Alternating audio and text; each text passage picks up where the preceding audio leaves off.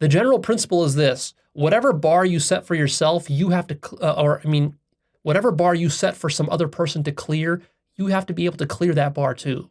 For example, if you don't want other people cursing, you have to be able to clear that bar yourself. If you don't want other people, like if you're going to criticize people for sexual scandals, you have to have your own sexual cravings under control. If you're going to be, expecting and demanding other people to be on time, you have to be on time. If you demand and expect other people to put out stellar work, exceptional work, flawless work with no mistakes, you have to be able to do it too. And if you can't, then you have to ease up and lower your bar for others. If you want others to be nonpartisan, you have to be nonpartisan. If you want others to be non-biased, you have to be non-biased. If you want others to be selfless, you have to be selfless. If you want others to not be dramatic and emotional, you have to have your emotions under control. See? This is intellectual honesty. The cultivation of intellectual honesty is something that really isn't taught in school, but it's so important. So important. And this is one of the things that's destroying our culture and our politics right now, is that there's so little intellectual honesty with many of the actors who are talking about politics and culture. And this means that it's impossible to have a genuine dialogue.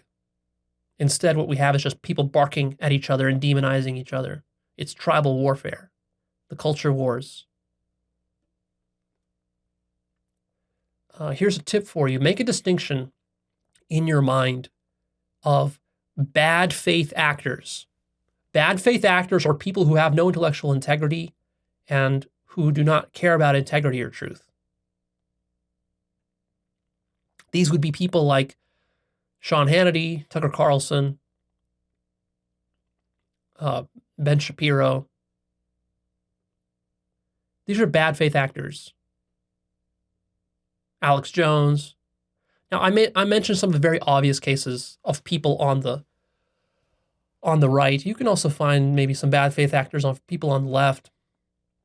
But in general, you should not listen to people who are bad faith actors. You should not communicate with them. You should not try to debate with them. Stop debating with bad faith actors. It's a complete waste of your time.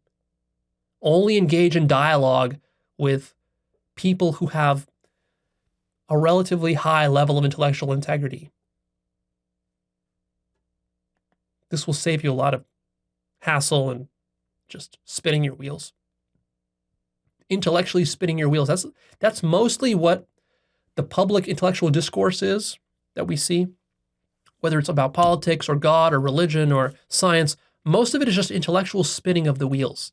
So be very careful that you don't waste decades and years and decades of your life just intellectually spinning your wheels, getting nowhere.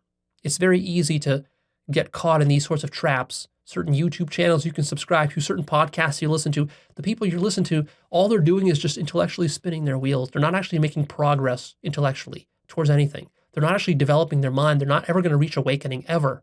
They're not ever going to understand what God is, or spirituality is, or what truth is, or what science. They're never going to understand what religion is, what healthy politics is. They're never going to understand these things because they're just intellectually spinning their wheels, mentally masturbating, going over the same bullshit over and over and over again, just debating it endlessly. If you're going to be investing in intellectual development, make sure that you're getting some payoff for it, that there's progress and evolution in your mind. Every year, your mind should be evolving to new stages and levels of development. So to wrap this up, here's a homework assignment for you if you want to take this seriously. The homework assignment is to start catching yourself in these double standards, especially when you're criticizing, judging, or complaining about others. That's when you catch yourself the most. And to help along with this, I have 2 questions for you. Write these down. This is your homework assignment. Number 1, what are all the ways in which I'm a hypocrite? Make a long list. Number 2, what are all of my double standards? Make a list. Add these to your commonplace book. If you don't know what a commonplace book is, go check out my episode called How to Keep a Commonplace Book. Very practical one there. Add this to your commonplace book and keep adding to this list. So brainstorm some stuff right now to get this list started, but then you're not going to be able to brainstorm all of them just sitting on your couch. You have to actually, in the act, while you're online, leaving comments, criticizing, arguing, complaining, debating with people, as you're complaining and debating with your family members, your spouse, your girlfriend, your boyfriend, your friends, whatever, your coworkers, as you're doing all that, catch yourself in the double standards and then add them to the list and keep growing it. Keep growing the list of all the ways in which you're a hypocrite.